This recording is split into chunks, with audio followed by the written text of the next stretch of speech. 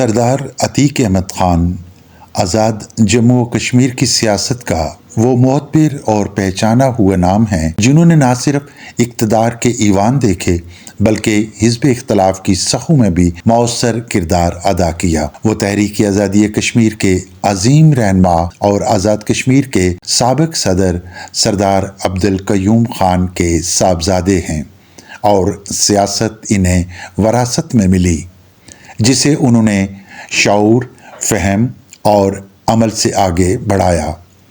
سردار عتیق احمد خان 2 مرتبہ آزاد کشمیر کے وزیر اعظم منتخب ہوئے۔ ان کا پہلا دور حکومت 24 جولائی 2006 سے 6 جنوری 2009 تک رہا، جبکہ دوسرا دور 29 جولائی 2010 سے 26 جولائی 2011 تک محیط تھا۔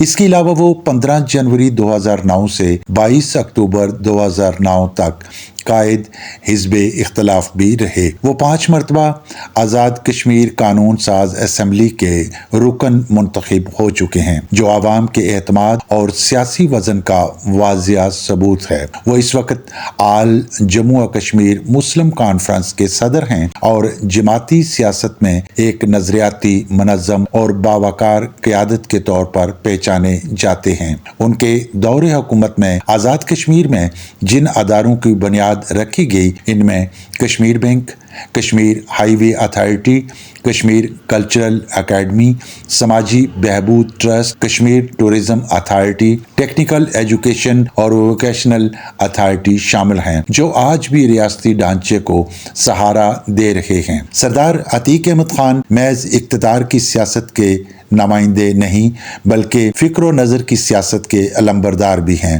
وہ ملٹری ڈیموکریسی کے عنوان سے اخبارات میں کالم لکھتے رہے ہیں اور قومی سطح پر مختلف سیاسی و نظریاتی فورمز، خصوصاً دفاع پاکستان کونسل کے پلیٹ فارم سے بھی اپنا موقف پیش کرتے رہے ہیں۔ سردار عتیق احمد خان ان سیاست دانوں میں شمار ہوتے ہیں جنہوں نے سیاست کو ذاتی مفاد کی بجائے ریاستی وقار اور نظریاتی شناخت سے جوڑے رکھا۔